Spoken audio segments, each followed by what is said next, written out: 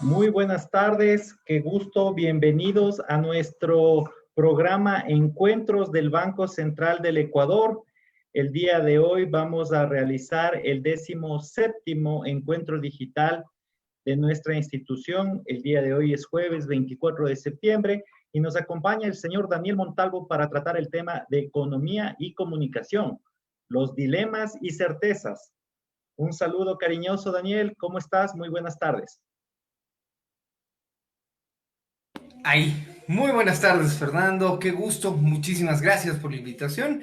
Siempre va a ser un gusto generar debate, generar análisis, conversar sobre distintos puntos de vista y, por qué no, sobre el ejercicio profesional, el de ambos, el de los economistas y de los humildes servidores y trabajadores de la comunicación, como yo suelo decir y referirme a la forma más elegante de ser pobre, es decir, el periodismo. Bienvenido, Daniel, nuevamente. Muchas gracias. Daniel es periodista y comunicador con 25 años de experiencia.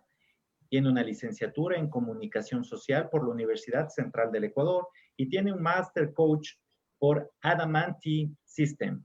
Experiencia. Es asesor en comunicación del más alto nivel, director de varios programas de radio, socio consultor de expertise, jefe de información, presentador de noticias y reportero senior en Gamavisión, coordinador de planificación, dirección de comunicación y relaciones públicas en Plan de Seguridad Ciudadana, y ha trabajado como reportero en TC Televisión, Telesistema, Diario Expreso, Revista Vistazo y Diario Hoy. Daniel, ¿cómo estás? Muchas gracias. El tema que el día de hoy nos convoca eh, es la relación entre la comunicación y la economía y abordar la economía con los ojos del periodista, del comunicador. Bienvenido, el tiempo es tuyo. Comenzamos. Muchísimas gracias, Fernando, con ese repaso que hiciste. Fue cortísimo, pero dije, qué bestia, qué cantidad de medios que me ha tocado trabajar, que me han votado. Entonces ahí es cuando uno se pregunta, en realidad vas acumulando y me hizo un flashback, ¿no? 25, en realidad ya este rato, a esta altura de septiembre, son 26 años, porque un septiembre de 1994 fue cuando este ciudadano fue a parar en la redacción del diario Hoy y empezó como fotógrafo. Entonces ya son 26 años de ejercicio periodístico en una de las tareas en las que muchos hoy por hoy está siendo criticada, pero en ese entonces, en los 90, era casi que una de las profesiones privilegiadas. Te cuento rapidito, yo empecé como fotógrafo y por uno de esos baches, suertes o giros del destino, de los efectos mariposa que le suelen llamar a algunos, yo termino escribiendo y demostrando que además de la capacidad de hacer fotografía, tenía la capacidad también de escribir y de generar relatos, ¿no?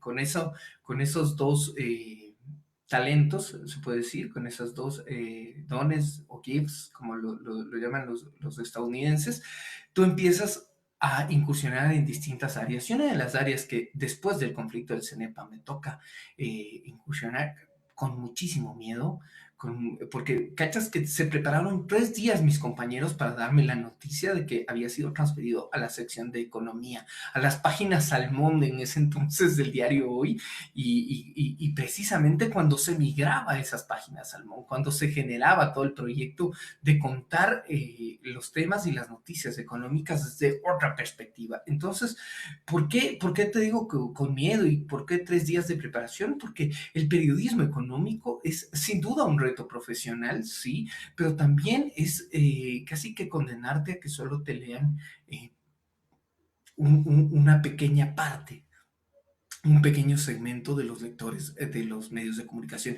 que en ese entonces, ya en los 90, enfrentaban una crisis de tiraje y una crisis de lectura. Ya se debatía si es que la llegada del Internet, que en ese entonces era incipiente, tenías motores de búsqueda muy casi que nacionales. Exploret era el motor de búsqueda a nivel de Ecuador. Algunos se acordarán, algunos usuarios se acordarán de esto.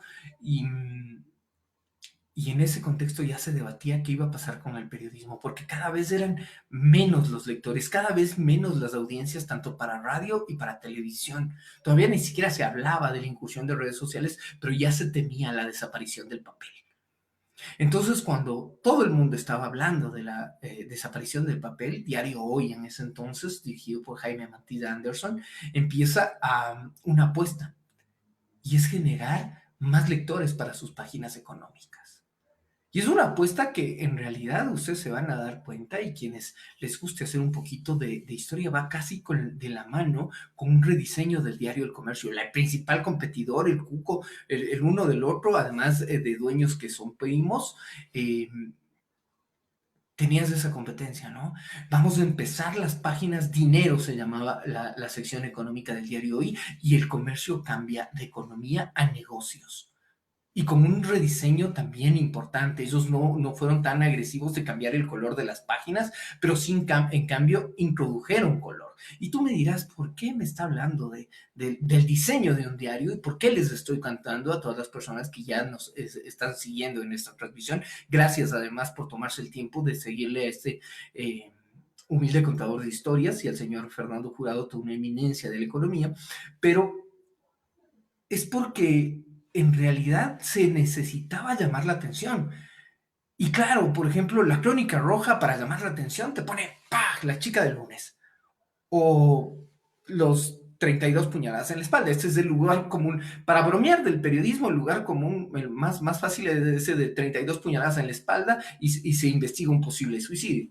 Entonces, claro, ellos te ponen eso. O además tenían gazapos, las primeras páginas de los diarios, como voy a citar, y por favor, discúlpenme si soy fiel a la historia y soy fiel al texto, pero esto ocurrió en las páginas de la prensa ecuatoriana cuando, por ejemplo, asesinaron a un director técnico de un importante equipo de la capital.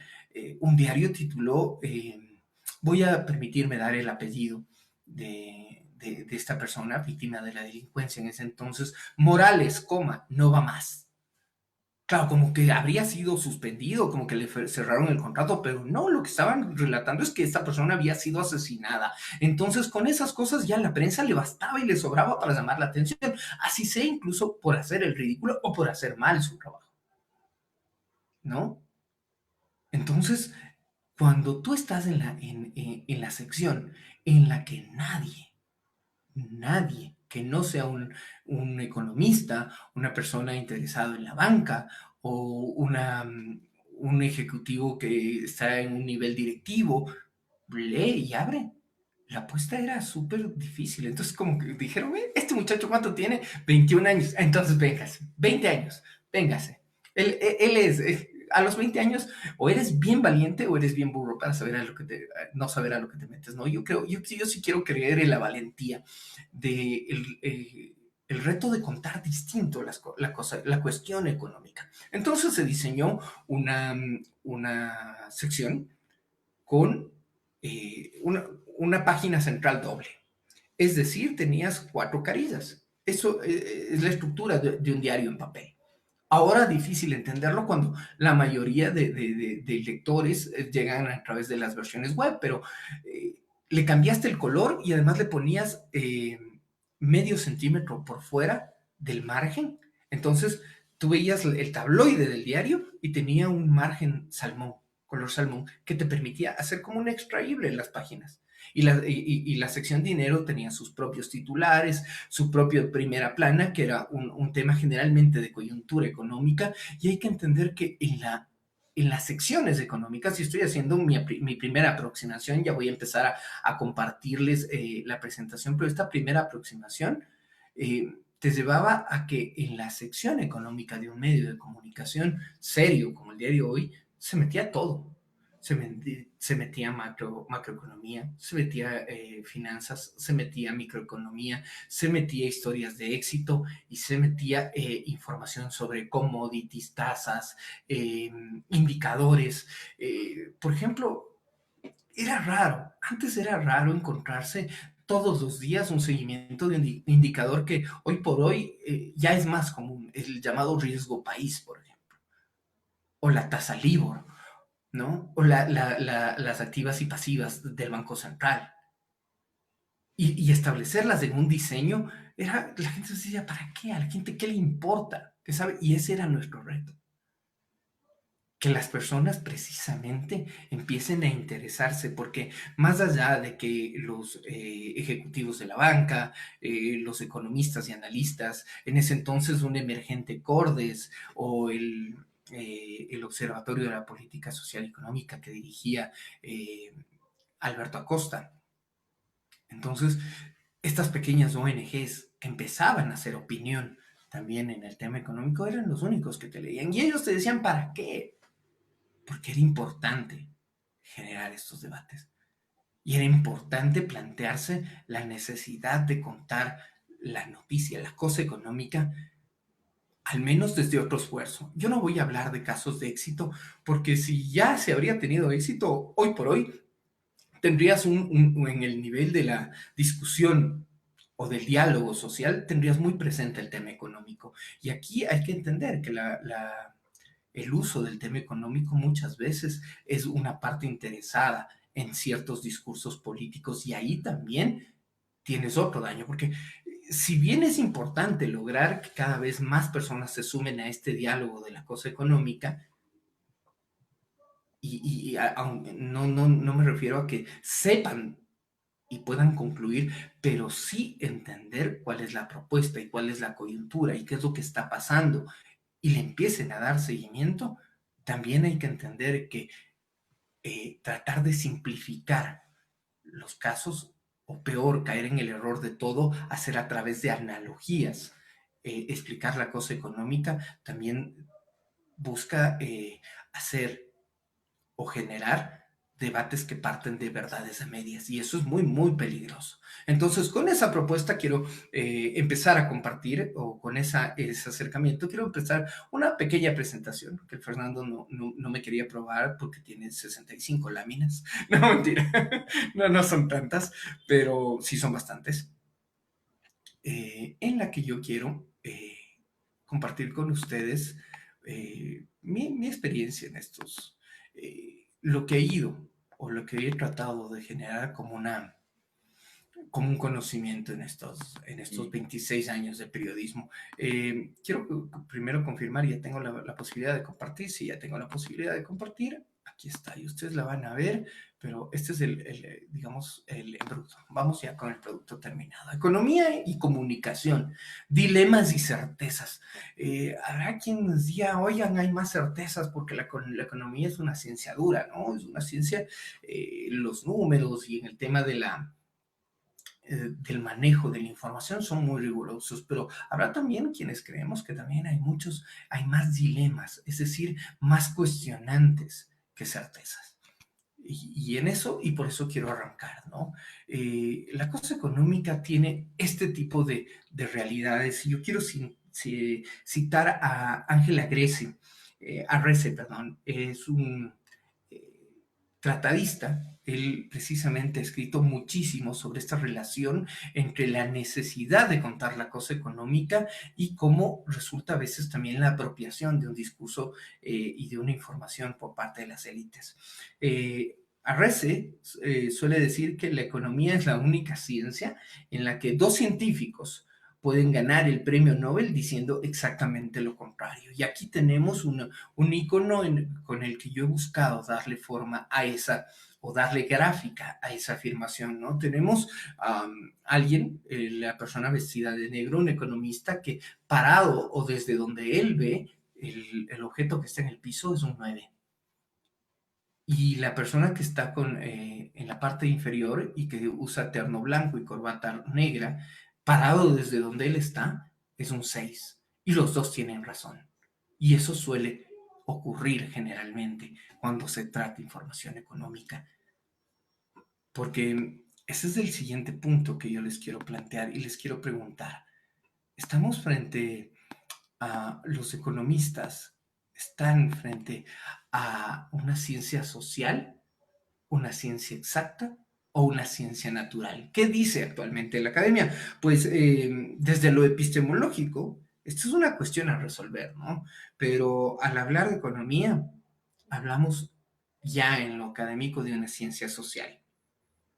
Sí, varios tratadistas y seguramente las personas que son especializadas en este tema de economía nos van a decir, sí, es una ciencia social porque trata de la vida, trata de la generación de recursos, trata de la administración de esos recursos, trata de entender las necesidades del otro y trata de generar precisamente empatía y relaciones sociales.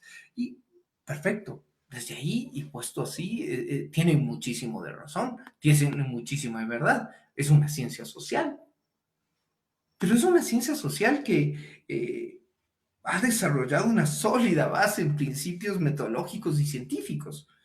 Conceptos básicos como fisco, capital, Producto Interno Bruto, son absolutamente comunes y cada vez más personas los conocen, pero los conocen y, y son tan cerrados, o sea, son tan metodológica y científicamente irrefutables, incuestionables, que hacen que la economía se acerque más a una ciencia pura.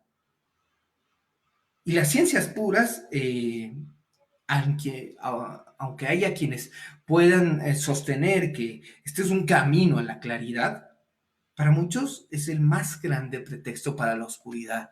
¿Y por qué me refiero a esto? Cuando es una ciencia pura, cuando es una ciencia metodológicamente muy desarrollada, tienes un nivel de discurso o un nivel de intercambio de lenguajes de élite, desde la élite académica a la élite o al poder económico o al poder político que dominan esos conceptos. Y por ende se produce una relación de exclusión, de dejar fuera de este diálogo a la mayoría de personas que no dominan estos conceptos. Y ese diálogo al mismo tiempo, como yo planteo en esta gráfica, se convierte en un escudo para volver cada vez más difícil el acceso a la real información económica. Y esto no es nuevo, pero es algo que no se termina de superar ahora en el siglo XXI. Esto cuando yo empecé en el periodismo era mucho más arraigado todavía y ahí empiezan las anécdotas y el intercambio de información. Yo les puedo contar que en ese entonces para cualquier sección tú llegabas diciendo soy periodista y te podían contratar. Claro, sí, con su dosis de palancas, con su dosis de, porque también había desempleo, porque también había sobreproducción de periodistas o sobretitulación de periodistas, pero ya se daba este fenómeno. Pero cuando tú aplicabas a una sección económica, tenías que demostrar conocimiento económico, y desde muchos puntos esto era lógico y era absolutamente bien visto. Pero ¿qué pasa cuando dos personas que saben sobre un mismo tema empiezan a conversar en una reunión? Y yo les planteo, ¿qué es lo que ocurre cuando ustedes van a una reunión y se encuentran con amigos, amigas, y resulta que en ese grupo hay dos personas que saben de fútbol más que los demás? Hablan ellos y el diálogo se concentra entre ellos. Y llega un punto en el que los demás asistentes a esa reunión se quedan por fuera del diálogo y los ignoran y pasan a generar otra conversación o simplemente se quedan expectantes.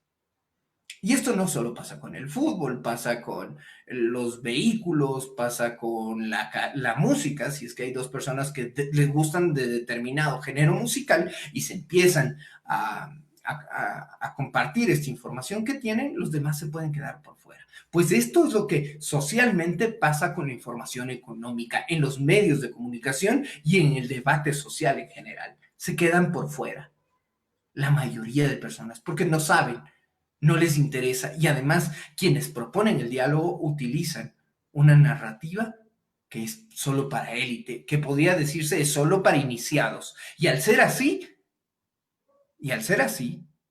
permite que entre estas dos, o entre quienes tienen este know-how o esta información, vayan construyendo una cosa que se llama discursos del saber.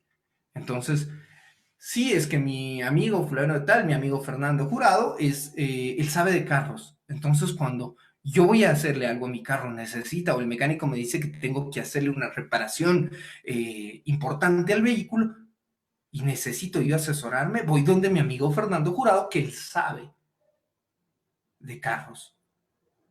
Entonces, entre el mecánico y mi amigo empiezan a hablar y yo me quedo así, ¿no? Sí. Y asiento con la cabeza. Digo, sí, y ellos hablan de los pistones y del árbol de levas y de las válvulas y de las bujías y la suspensión, los bujes, las mesas y los amortiguadores, los helicoidales, y yo sigo asintiendo, aunque no haya entendido. Desde bujías hacia adelante, nada de lo que dijeron. Lo mismo pasa en economía. Y esos son mis dos discursos del saber, el mecánico y mi amigo que sabe de carros. Y ellos entienden. Y el uno podría estar en efecto trabajando a mi favor, buscando una rebaja o tratando de dejarle entender al mecánico que la reparación no es tan grave como me la está diciendo a mí. O podrían entrar en contubernio y entre los dos hacerme que yo pague una sobrefactura y el mecánico pagarle a mi amigo una comisión. Es una forma de resumir lo que podría ocurrir cuando los discursos son elitistas, ¿no? Y por eso lo que yo planteo como tesis es que la economía presenta más dudas que certezas, ¿no?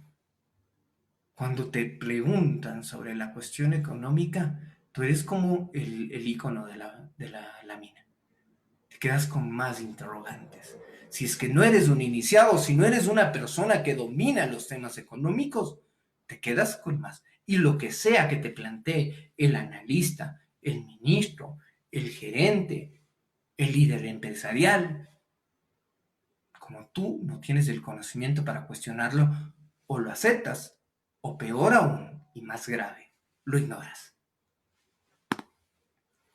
Por eso yo les planteo, primero empezar un conocimiento de qué son los medios de comunicación en el área de la economía. ¿Qué son? Vamos uno por uno.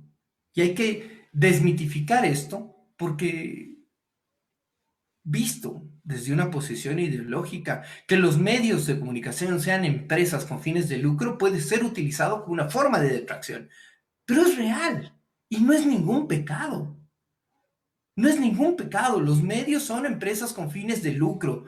¿Y cuál es el medio de producción que tienen? Pues la palabra. ¿Y cuál es el producto final que sacan? La información procesada y mediada. Y sí, hay un debate actualmente sobre cuál es el rol de los medios de comunicación, sobre todo en la información que es sensible y que puede afectar el futuro de todos como sociedad. ¿Qué es información sesgada? ¿Qué es información cortada? ¿Qué es información incompleta? Sí. Pero mientras más empresas que haya, se diversifica el abanico de intereses y tú tienes de dónde más obtener información y de contrastar, de confrontar y de generar debate. Entonces no es un mito, ni tiene por qué ser una categoría negativa, que los medios de comunicación sean empresas con fines de lucro. Y por ende responden a una ideología o a nexos, a conexiones, lo que normalmente se utiliza y con una carga negativa a intereses, al punto que en nuestra constitución desde 2008 está prohibido el hecho de que los medios de comunicación tengan nexos, al menos en su propiedad accionaria o en la participación de los accionistas, con otro tipo de negocios. Porque somos un país que va en péndulo. Porque ¿qué pasaba antes? La relación también se volvía incestuosa. Y perdón que utilice un término tan duro, porque era así. Dentro de un mismo conglomerado económico, tenías bancos, tenías petroleras, tenías medios de comunicación, tenías exportación agroindustrial. Y eso, visto desde el purismo, tampoco está mal. Hacer empresa y diversificar tu actividad económica tampoco está mal. Pero ¿qué ocurre cuando empiezas a conectar tus negocios para beneficiarte exclusivamente tú? E incluso el papel de tu empresa, medio de comunicación, sirve para tapar lo mal que estás haciendo en los otros CEOs de tus negocios. Se pasa del un extremo al otro.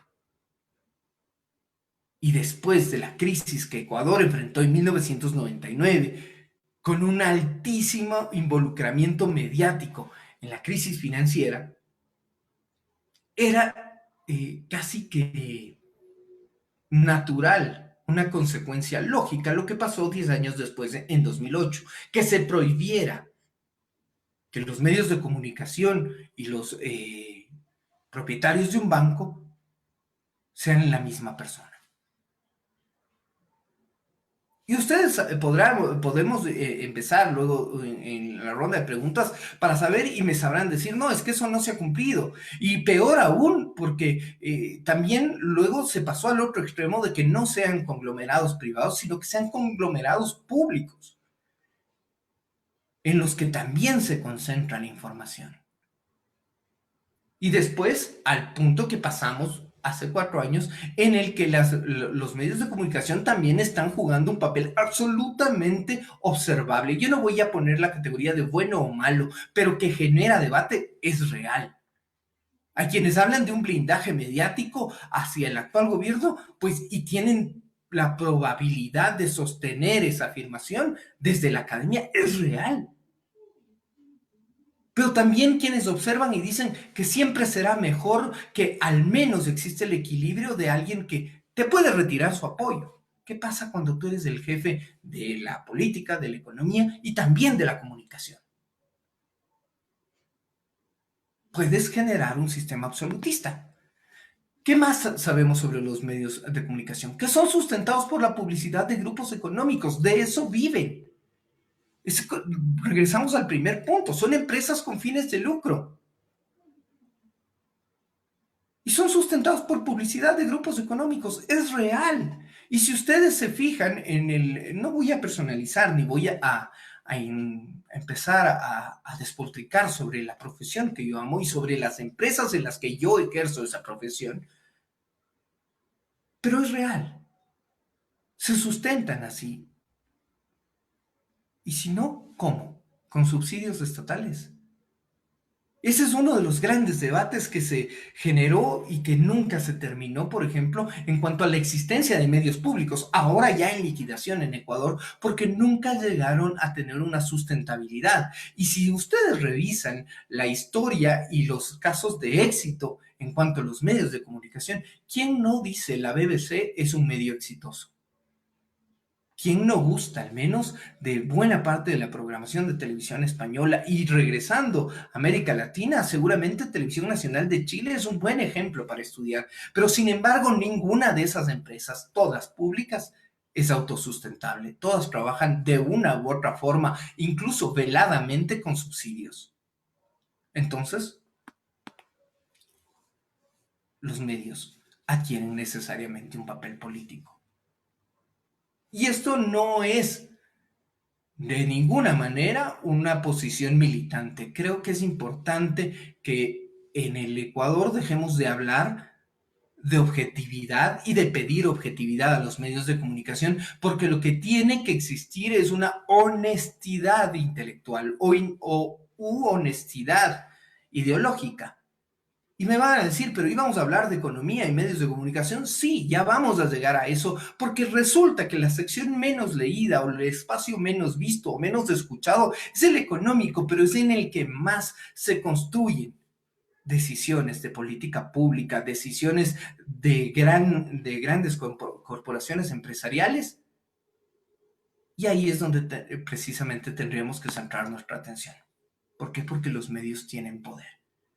Sí, un poder reducido, un poder cuestionado, un poder que ya va encontrando una suerte de equilibrio a través de las redes sociales e incluso se ha virado la tortilla o se ha desequilibrado la balanza ya en algunos casos, pero con gravísimo riesgo de no contar con información confrontada, contrastada. Y ahí aparece el fantasma o la otra pandemia de la que mucho se habla en estos días, que es la pandemia de las noticias falsas, o los bulos, las paparruchadas, como en la academia se llama esto, porque no se puede decir que son noticias algo que está falso. Es enfrentar dos conceptos contradictorios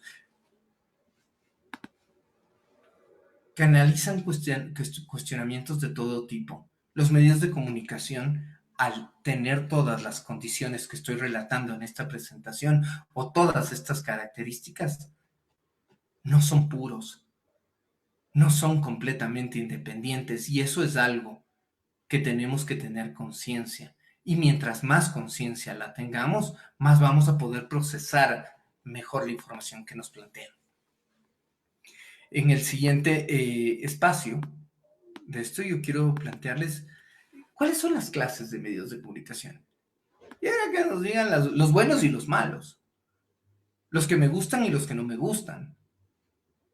Y esto, porque soy de la tesis de ya superar el tema de los apellidos en el gran debate ecuatoriano, va a ser quizás de los pocos momentos en los que haga referencia. Habrá medios correístas y anticorreístas. Y ya. Pero esas son las clases que usted quiere ver. La academia le propone las siguientes. Sí, los medios impresos, las grandes corporaciones mediáticas que, como los dinosaurios, se enfrentan o se enfrentan a la extinción hoy por hoy. La radio, que lejos de lo que muchos la daban ya por muerta, está cogiendo una fuerza muy interesante. Las audiencias en radio, incluso en el marco de la pandemia o incluso antes, con gran cantidad de gente desplazándose en el transporte público. Aquí en Quito hay un debate de que te habla de que el 70% de la gente va en transporte público y esa gente o está conectada a la música de su celular o a la radio en su celular. Entonces van subiendo las audiencias y esas métricas todavía no se han logrado determinar. La televisión, obviamente, que quizás con métricas más claras y con unas pérdidas de audiencia que le significaron que desde 2015 hasta 2019 experimenten una caída del 45% en sus niveles de facturación. Dejaron de ser el gran negocio. Y aunque muchos consideran que la televisión es un negocio que mueve millones, siempre fueron negocios deficitarios y que fueron soportados generalmente por los otros giros de negocio de los propietarios de un medio. Y esta es la gran disrupción de este siglo XXI.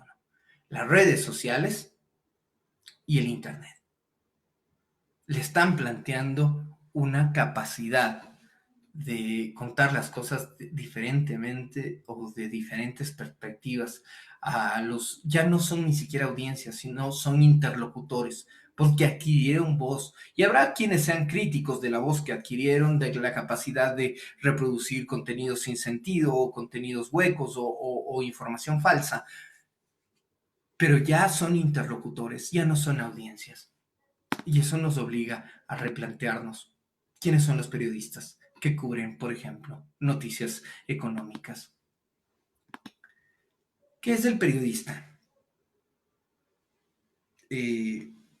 Partamos de que es un profesional que merece respeto, no merece calificativos ni ser objeto de ataques políticos, cualquiera sea su ejercicio, porque tampoco sería, y les voy a llevar a la década de los 80, cuando un líder político de ese entonces se refirió a otra profesión, a los sociólogos. ¿Y qué dijo? Los sociólogos vagos. Y en los 90, Bucarán dijo, los periodistas solo sirven para tomar café y hablar pendejadas.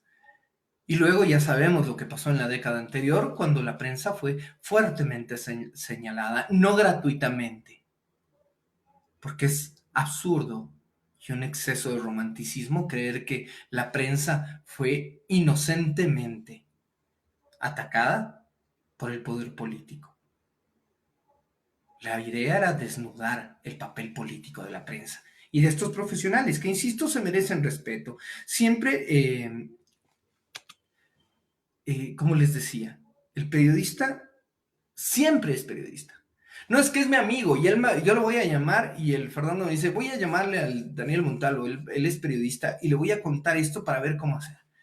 Pues Fernando y a todos los que están siguiendo la transmisión, un periodista siempre es periodista. Siempre es periodista. Y está obteniendo información de ti. ¿Ok? El siguiente o la siguiente categoría que quisiera que vayamos entendiendo para ya irnos centrando en el tema económico, ¿qué es lo que busca un periodista? ¿no?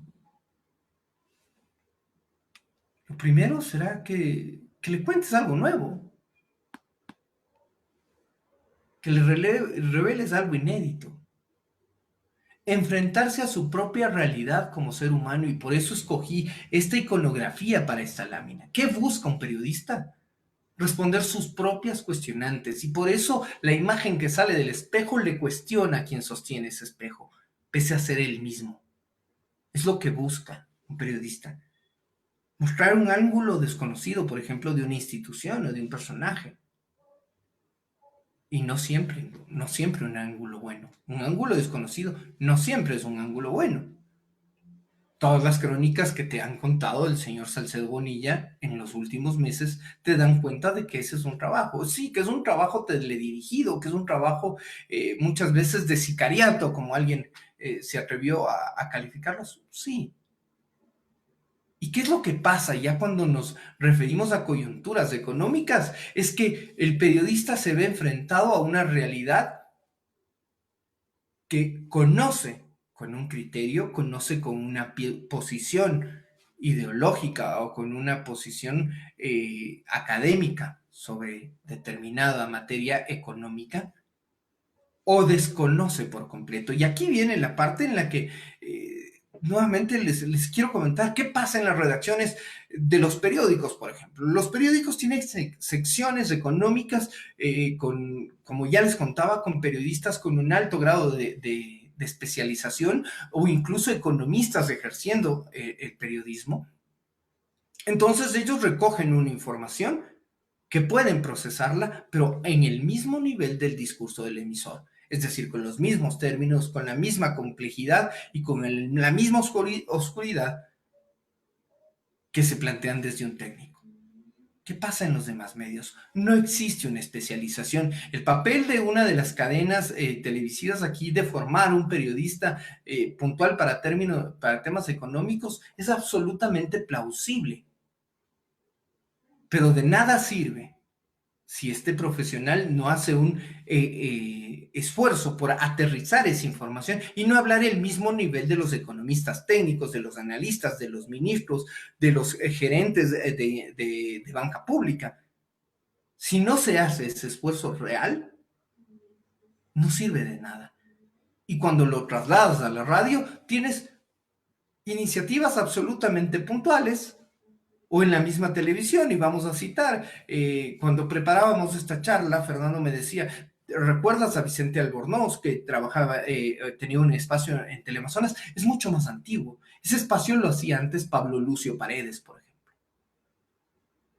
Y tenía una visión puntual, la de Pablo Lucio Paredes. Y quienes están en el mundo económico saben cuál es, digamos, la posición académica y filosófica de Pablo Lucio Paredes, sin calificarla de buena o de mala, no voy. Y quienes saben cuál es la posición, por ejemplo, de Vicente Albornoz, que conducía el segmento de economía luego en Teleamazonas, saben que te está hablando Cordes. Y cuando te habla Cordes hay una posición de por medio, y hay una escuela académica de por medio. Respetable, sí, absolutamente respetable, pero que tiene que estar completamente identificado. Y ese es el gran problema, porque muy pocos son los que llegan a identificarlo o que llegan a plantearse ese tipo de interrogantes. Intimidan los periodistas. Les planteo esto. Si ustedes se encuentran el día de mañana, tienen un espacio de decisión o ven el accionar de una persona que es entrevistada y se topa con 17 cámaras de televisión, varios micrófonos o igual número de micrófonos, cámaras de fotografía, los micrófonos boom, que son estos largos con felpa que ustedes ven ahí, y se ve rodeado, puede sentirse intimidado. Y la mejor manera de reaccionar ante una intimidación es la defensa. Y por eso les invito a recordar la imagen en la que veíamos a dos personas hablando tapadas con un escudo. La mejor forma de hablarle ante un grupo que te puede intimidar y que además te está mediando entre millones de televidentes, lectores y escuchas, te refugias en un lenguaje técnico, en tu espacio de comodidad. Y esa es la gran barrera que te enfrentas como periodista para obtener información económica. Que la información está codificada en un altísimo nivel académico y que te exige nivel de conocimiento y que muchas veces te deja con la boca abierta como la reportera de este gráfico. Porque o no entiendes y tienes que solicitar a alguien más que te ayude a procesar y a decodificar esa información, lo que ya le pone un filtro más de influencia sobre esa información y la vuelve más subjetiva aún, porque está la subjetividad de quien la emite, la subjetividad de quien te la explica y tu propia subjetividad. 3 veces o 3 dosis de subjetividad a una noticia económica y salen las cosas que salen. Tenemos una rueda de prensa y como les decía, es intimidante. Miren, esta nos muestra un grupo de periodistas, pero nutrido. Y es una rueda de prensa sobre un tema económico. Escogí una foto de antaño para que no haya una suerte de estigmatización o que me digan que estoy queriendo perjudicar o tal cual. Pero esto es una rueda de prensa de economía. Y la mayoría de casos, lo que ustedes ven es gente que está tratando de decodificar lo que el vocero tiene que decir, de entender. Y si cambiamos de lado, veamos qué ve el vocero.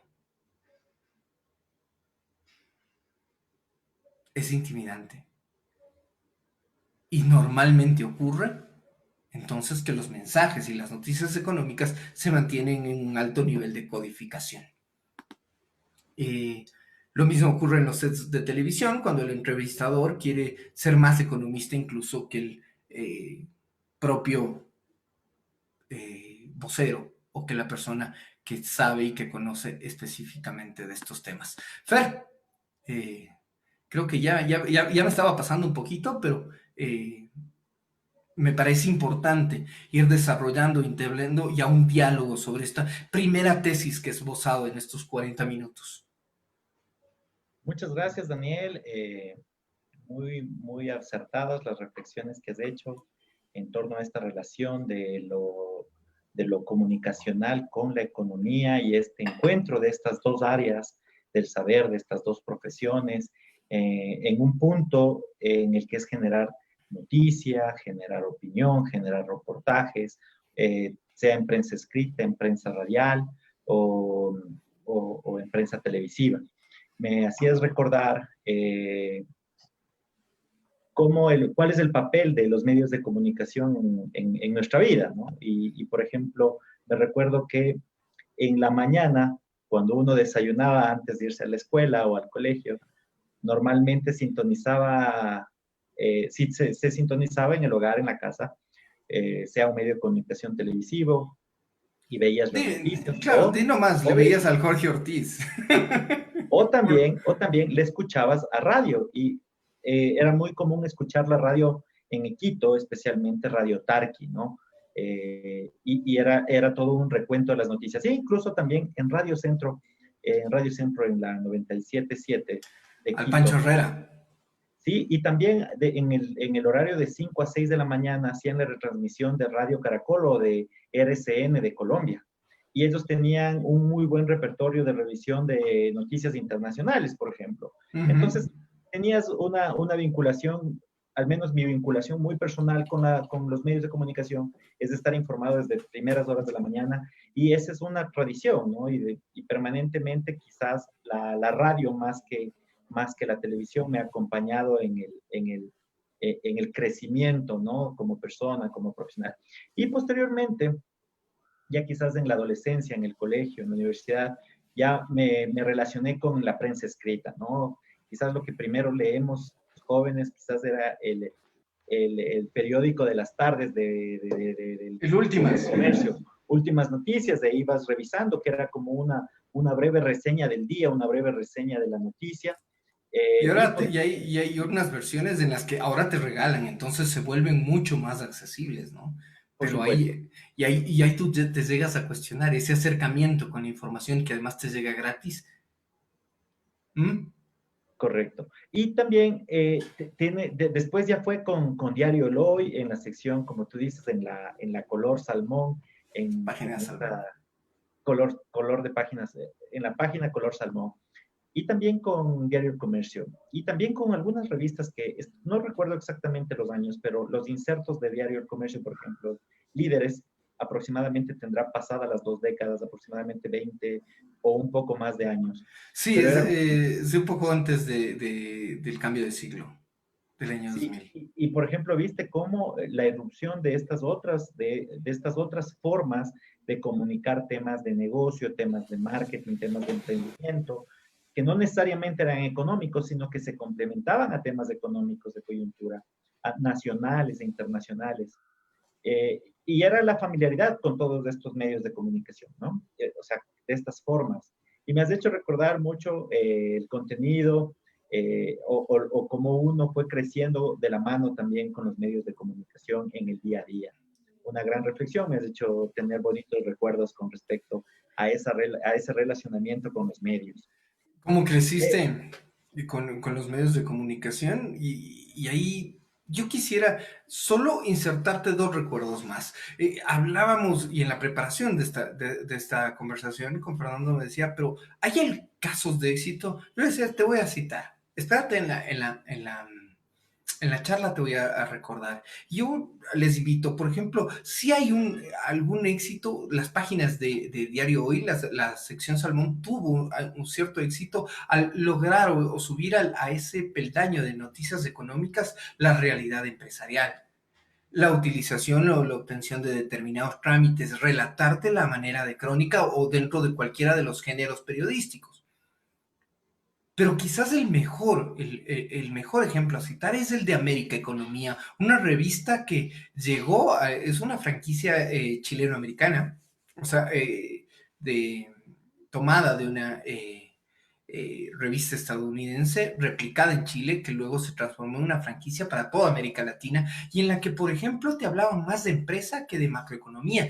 Y cuando querían explicarte un tema macroeconómico, acudían mucho a, digamos así, como decimos coloquialmente, con maíces te explicaban, o con granitos, te explicaban con piedritas. Sin embargo, su nivel de penetración en Ecuador por los costos, imprimir una revista de casi 60 páginas en papel couché, full color, no la hacían accesible para todos. Y de ahí difícilmente podemos citar. ¿Por qué? Porque además el producto económico requiere de todo ese, digamos, todo ese enchapado o de todo ese aderezo que tiene que ser en buena calidad, que tiene que ser en papel couché. Y ahí te voy a llevar a recordar otro medio y otro intento de generar una comunicación de temas económicos que le fue bien, pero que la apuesta todavía la dejó en la élite. Gestión. Para muchos economistas de tu generación y para muchos periodistas de la mía, fue una apuesta exitosa, pero todavía y sin dejar de ser elitista. No hemos llegado a esa apuesta en la que te aterricen, pero que además sea accesible. Ahora sí, Fran. Sí, y justo a propósito de la mención que haces de la revista América Económica, revista Gestión, revista Ecos, el suplemento, la revista Líderes, como inserto de los días lunes en el diario El Comercio, la sección de dinero, que era la parte de economía en el diario El Hoy, Premio para el que me recuerde cómo se llamaba el diario de Walter Spurrier, el diario económico. análisis semanal, ¿no era? Análisis semanal, sí, pero Sí. deja que la semana que Ah, reaccionen perdón. en fe. Y bueno, y en síntesis de esas eran, me imagino, o sea, los economistas que están o las personas que se forman en economía actualmente igual tendrán como referencia algunos de esos medios de circulación, con excepción del diario El Hoy que ya no circula. Daniel, antes de continuar, permíteme hacer unos saludos, por favor. Gracias. Un saludo muy especial a nuestra gerente general, Verónica Artola, quien está siguiendo la transmisión. Quiero Oh, qué hacer gusto. también Honrado. Muy honrado. a toda la promoción de economistas de la PUSE que ingresamos en septiembre del año 2000 a la universidad, por 20 años de amistad y compañerismo, grandes amigos, extraordinarios profesionales y excelentes personas. A Jaime Cuello Villasís, un compañero de la universidad, próximo a sus cumpleaños, muchos saludos.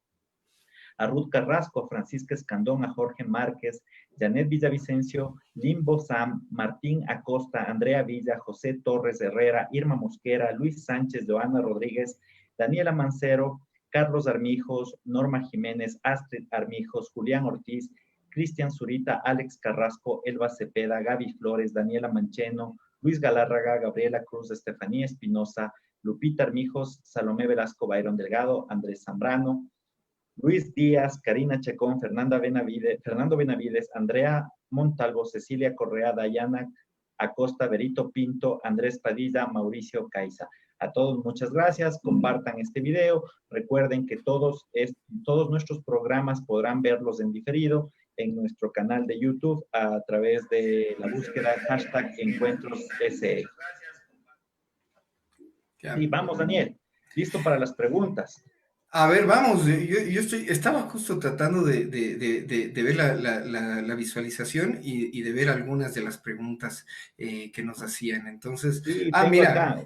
¿se acuerdan de Radio Cristal en Guayaquil también? Oye, ese es muy buen punto. Radio Cristal tenía además un segmento que te contaba el precio de los artículos de primera necesidad, te los iba actualizando en la semana. Y con base de esa experiencia, que era súper exitosa, porque le llamaban a Radio Cristal y corregían, no es así, el perejil, el atado de perejil no está en tanto, y era súper interactuada esa parte. Nos llevó a nosotros en las carteleras de Diario Hoy a incluir información de los precios básicos, no solo de los commodities, sino del precio básico de los víveres, por ejemplo, o de los servicios. Sí, muy recordada esa sección. Carlos Ivanov Armijos nos dice, Daniel, ¿es más fácil enseñarle a un economista a escribir un artículo periodístico o enseñarle economía a un periodista? Esos son los dilemas casi que como el huevo y la gallina, pero yo tengo una tesis y esta es absolutamente personal, yo no quiero que piensen que es la verdad o que yo voy a pontificar aquí de lo que se tiene que hacer, pero en mi experiencia creo que la generación o la mediación de hechos en una sociedad es para los periodistas. ¿Por qué? La generación de la información desde la capacidad de sorprenderte por algo, un tema absolutamente cuestionado, un tema absolutamente debatido en estos últimos meses, el tema del pago de los bonos por parte del gobierno ecuatoriano. Tú tienes que tener la capacidad de sorprenderte y de entender el fenómeno para poder mediarlo y explicarlo. Un economista con los suficientes conocimientos académicos podrá hacer una lectura, pero que no se sorprenda, que dé por hecho y dé por sentado las decisiones económicas. Y al hacerlo, pierde la capacidad de cuestionarlas, o si las cuestiona, las hace desde sus posiciones y creencias profesionales personales. Pero creo que la opinión y la libertad de opinión hace que, por ejemplo, un artículo de opinión sobre economía sí puede ser escrito por un economista. Un artículo de opinión sobre una norma constitucional tiene que ser escrito o puede ser escrito por un abogado constitucionalista. Y si es que esa reforma constitucional se refiere a una práctica, por ejemplo, de determinada profesión en concreto, es decir, un médico, tiene que ser un artículo de opinión. Pero ahí hay que entender los géneros periodísticos y voy a dividirlos en dos primero. Los géneros de opinión, que son los dos últimos que acabo de revelar, y los géneros de información. Los de información, que son recoger, recopilar, buscar, contrastar, confrontar los hechos diarios, déjenlos por favor a los periodistas, a gente que se forma. Además, para que ustedes tengan una idea, cada año se gradúan 8,000 jóvenes de las facultades de comunicación a lo largo y ancho de este país. Ellos también se están formando, necesitan trabajar. Pero la opinión, es decir, los géneros hacia acá, la libertad de expresarte, de emitir un criterio, de incluso hacer una valoración, es decir, esto es bueno, esto es malo, sí la pueden hacer y la puede ejercer un profesional, en este caso, y por la materia de esta charla, de la economía. Perfecto, mira, nos hacen, déjame buscar acá, tengo el comentario de Janet Permíteme un minuto. Daniel Villavicencio nos hace un comentario en relación a que, permíteme, es muy Sí, importante para la comunicación usar un lenguaje fácil sobre el tema económico para un público universal. Tú que manejas tema de construcción de mensajes y de ujú. lenguaje y de diferentes audiencias o de formación de voceros, qué te dice esta reflexión de Janet? A ver, el tema de utilizar un lenguaje puede caer, un lenguaje accesible puede caer siempre en la simplificación de temas complejos. Entonces, esto es, y voy a utilizar una analogía, aunque voy a hablar de las analogías, yo lo voy a hacer. Es como querer explicar simplemente cuando tus hijos o cuando un niño o una niña de tu familia viene y te pregunta, tío Fernando, sí, ¿cómo vienen los hijos al mundo? O tía Janet, ¿cómo llegan los hijos al mundo? Y tú le quieres explicar algo muy fácil. Pues es un tema complejo porque tienes que explicarle la sexualidad, tienes que explicarle la reproducción, tienes que explicarle que todo viene a su hora, y si tú empiezas a todo explicar con ejemplos, tiendes a banalizarlo o tiendes a volverlo leve. Cuando es un tema muy serio, explicarle la sexualidad a tu hijo, a tu hija, es un tema muy, pero muy serio. Entonces requiere que no necesariamente simplifiques y bajes todo y quieras todo volverlo soft, todo volverlo suave. No, tienes que darle la trascendencia y ahí viene la claridad, que no es lo mismo que la simplicidad. Claridad quiere decir las cosas por su nombre. Y alguna vez yo evaluaba la construcción de mensajes en un proceso económico y yo recomendaba que un mensaje tiene que decirte cómo esa decisión cambia tu vida en lugar de tratar de explicarte las condiciones técnicas de esa decisión. Las condiciones técnicas las sabe quien toma, el tomador de decisiones, pero lo que tiene que entender y lo que tiene que generarse a nivel de discusión social sobre los grandes temas económicos es cómo determinada operación, acción, decisión, restricción, por ejemplo, lo de las salvaguardias, cambia tu vida, Fernando, cambia la vida de Janet, cambia la vida de Verónica, cambia la vida de Andrés, cambia la vida de las personas que están viéndonos, que gracias además por estar pendientes de esta charla. Entonces, la simplificación no es necesariamente la solución es clarificar y pasa por transparentar y decir las cosas como son, vivir en coherencia. Ani, eh, Petra Enedina Suárez Naranjo hace una reflexión, pero es válida en este contexto. Dice, es muy importante que la sociedad civil nos comuniquemos, Uh -huh. primera afirmación, para dialogar con conocimiento de causa. Estamos apelando, entendería yo que Petra Suárez hace una invocación a sociedades más informadas, no hablemos de con adverbios o con adjetivos, simplemente informadas.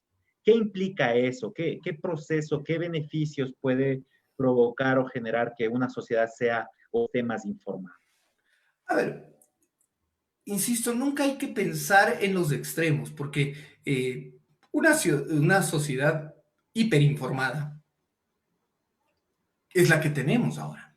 Buscas, pasa algo, ya no prendes la televisión, ya no prendes la radio, abres Twitter, abres Facebook, abres redes sociales, o peor aún, se adelanta y alguien te lo manda por WhatsApp.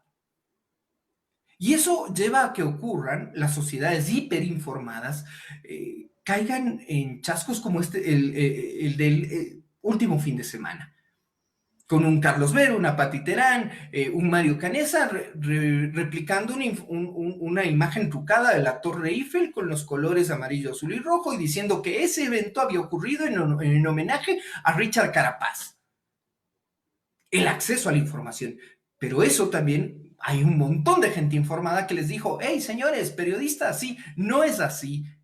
Esta es una imagen trucada y te ponían la Torre Eiffel en la fotografía original y el fotomontaje con los colores. Entonces es perfecto el hecho de que haya mucho intercambio de información, pero es el proceso que le damos. Entonces, a la pregunta de Petita era, ¿no es cierto? A la pregunta de ella, yo diría que es ¿qué tipo de información es de la que empezamos a nutrirnos para generar ese gran debate, para generar ese aporte desde la sociedad? Porque si empezamos a conversar aquí y en un enlace alguien nos hace una pregunta citándonos el Mercioco o el Universo y que un académico de tu nivel, Fernando, y un humilde trabajador de la comunicación como yo, o un humilde contador de historias como yo creo que soy, nos pasamos debatiendo sobre un meme o sobre un bulo malintencionado o simplemente con la intención de hacer reír, estamos perdiendo el tiempo y hay más información. Sino viene ese poder de discernimiento. ¿Qué es lo que yo quiero leer? ¿Qué es lo que yo quiero consumir en cuanto a información o alimentar mi conocimiento? ¿Con qué información? Dani, tú habías hecho una referencia en tu presentación con respecto a cómo funcionan los espacios donde se escribe la noticia en los Uh diferentes -huh. medios de comunicación. ¿Cómo es la redacción de un medio escrito y cuáles son sus similitudes o diferencias con los espacios de redacción de un medio radial o de un medio televisivo? Cuéntanos un poco desde la experiencia del ejercicio y el oficio del periodismo y del escribir noticias de economía. En el punto en el que estoy en mi carrera, podría responderte que no me toquen ese vals, porque extraño mucho la vida de redacción. Y ahora que, por ejemplo, dirijo un equipo de información para un medio radial, eh, se palpan las diferencias. Y voy a empezar desde las diferencias físicas o las diferencias evidentes para luego pasar a las diferencias de manejo, conocimiento, trato de la información y también las ventajas de inmediatez. A ver, lo físico, una redacción de radio en el Ecuador, porque hay cadenas radiales a lo largo del mundo que la redacción del diario El Universo, que es la más grande aquí en el Ecuador, le envidiaría completamente. Pero la redacción de diario, perdón, de radio, es una redacción pequeña con un director y 3 o 4 generadores de contenidos. Uno digital y 3 para exteriores o 3 para salir a la búsqueda de noticias. Esa es la realidad de la empresa radial en el Ecuador. Pasamos al siguiente nivel, no para arriba, sino al next.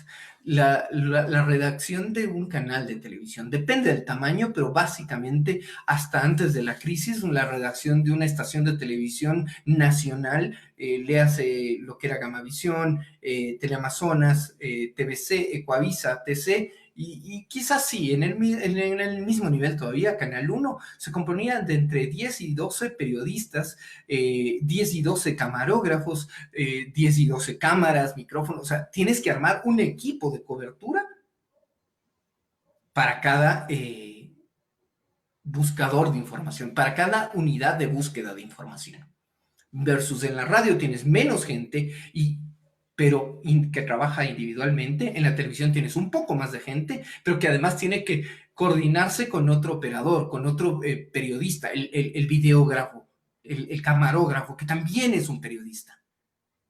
Y ya llegar a juntar dos visiones subjetivas sobre una noticia es un reto.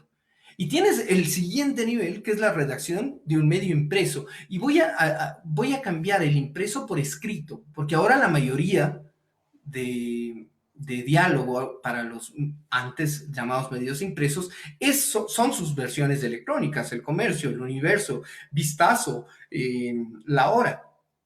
Tienen redacciones mucho más nutridas, entre 2 y 3 reporteros por sección, y tienes secciones básicas, política, economía, sociedad, en las que se abordan temas de salud, de educación, ciudad, es decir, lo que tiene que ver con los barrios, con la fuente o el ejecutivo municipal. Entonces tienes equipos que podrían rondar entre los 30 y 60 periodistas y fotoperiodistas. que tienen que, de acuerdo a la dinámica de la noticia que van a cubrir, tienen que coordinar el transporte y tienen que coordinar que vaya un fotógrafo con ellos. Y esto ha cambiado muchísimo esa dinámica. Porque cada vez más, aquí ya tienes un estudio de televisión. Yo justo revisaba para preparar esta presentación cómo ya en los últimos tiempos, debido a la necesidad económica de ahorrar recursos en Gamavisión, muchas de las coberturas las realizábamos con celular porque te daba además la posibilidad de grabar en 4K. Es decir, el televidente y la persona que entable el diálogo con el medio no se daba cuenta que eso había sido grabado con celular. Y ya con los micrófonos corbateros y con los estabilizadores de imagen, la calidad de imagen y del producto era mucho mejor, pero eso dejó por fuera al criterio del camarógrafo, que generalmente no es regla, no es absoluta, pero generalmente era una persona con más experiencia. Y sobre la construcción de noticias en la radio es absolutamente coyuntural. Y cuando necesitas construir contenidos económicos, por ejemplo, invitas a un analista para un programa en vivo. En la prensa televisiva buscas un analista y ese es uno de los grandes retos del vocero, no solo del periodista, del vocero, es sintetizar un concepto económico, una idea económica, una explicación de un proceso o de una decisión económica en 8 segundos, porque eso es lo que dura un byte. O la aparición que ustedes ven en los reportajes de televisión del ministro o del asesor Augusto de la Torre, aparece de 8 a 10 segundos. En el mejor de los casos, cuando ya el tema se ha complejizado, el reportero quita su locución y deja exclusivamente la presentación que hace el presentador en estudio y un audio directo del ministro, del asesor, del asambleísta, del presidente de la Comisión de Régimen Económico, porque el tema es complejo. Y le restas y le dejas en una sola voz, con los riesgos que eso implica, una información importante, y cambias en cambio al siguiente o a la siguiente redacción, la de un diario, en la que la sección económica, como les he contado desde el inicio de esta intervención, está compuesta con personal altamente capacitado sobre esos temas. Había, por ejemplo, una eminencia del periodismo petrolero en un país de producción petrolera, Teresa Herrera, una persona que dominaba los temas petroleros y además por la cantidad de años cubriendo la estatal petrolera, CEPE primero, luego Petroecuador, todos los nombres que sabemos que han tenido a lo largo de la historia, tenía más fuentes y se enteraba muchas veces de, por ejemplo, una variación en el diferencial, en el precio del WTI versus el crudo Napo o el crudo Oriente, antes que el ministro o que el gerente, porque el técnico le conocía, le llamaba y le contaba.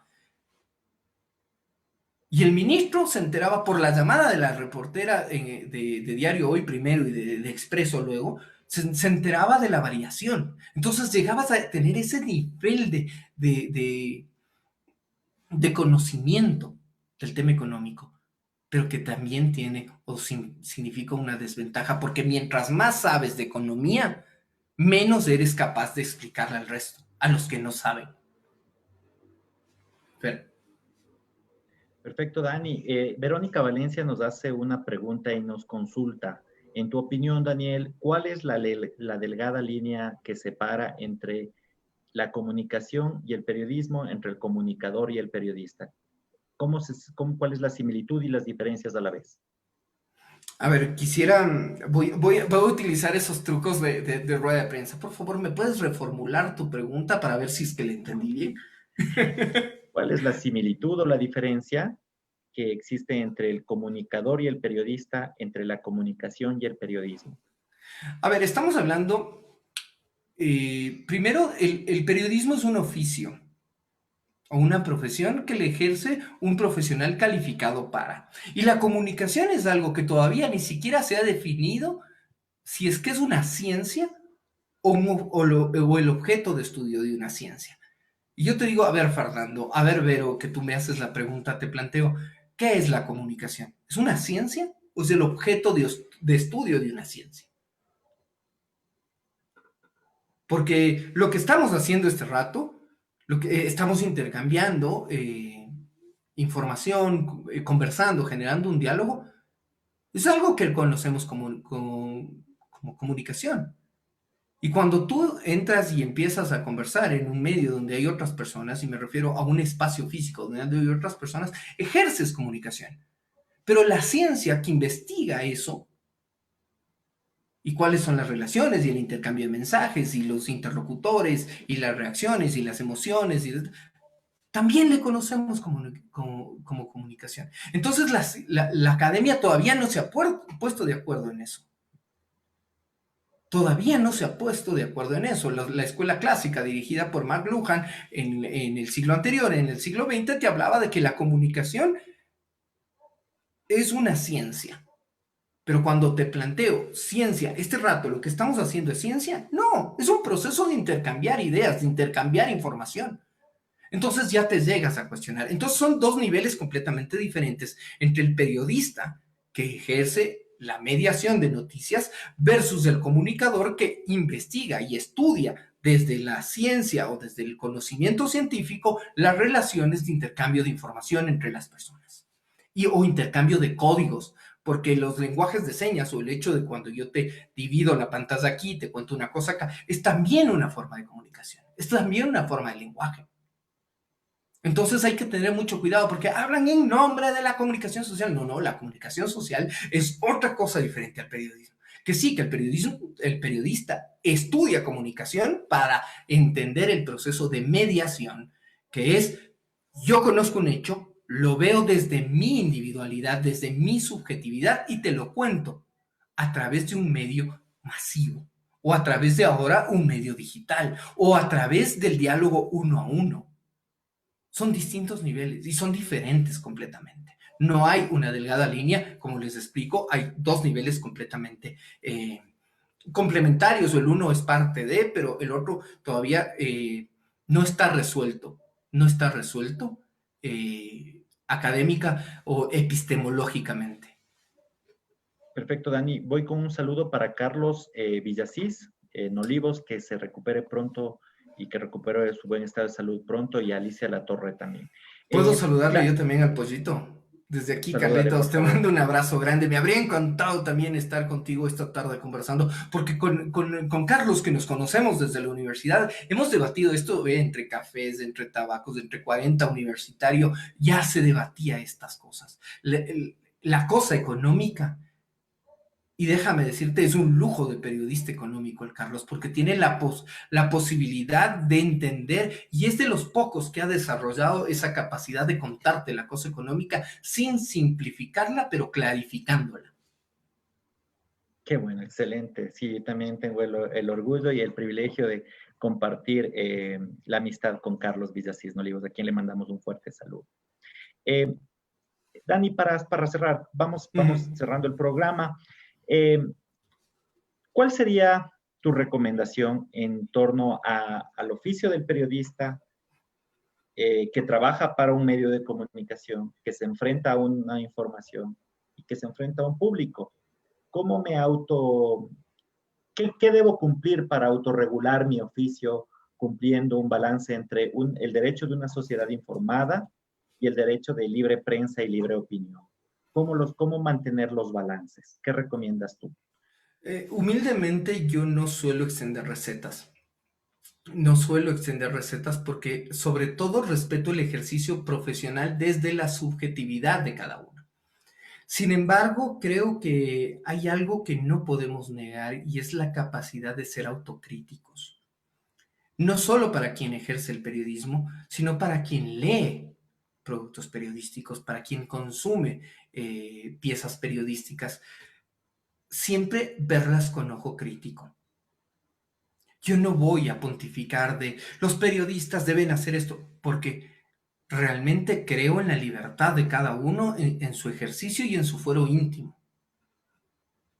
Pero creo Perfecto. sobre todo que como participantes de un diálogo, como interlocutores de este diálogo comunicacional, de este diálogo que nos proponen los periodistas y los medios, que debemos ser críticos y autocríticos. Nada más. Perfecto, Dani, muchas gracias. Una reflexión final en términos de el oficio, el ejercicio de escribir.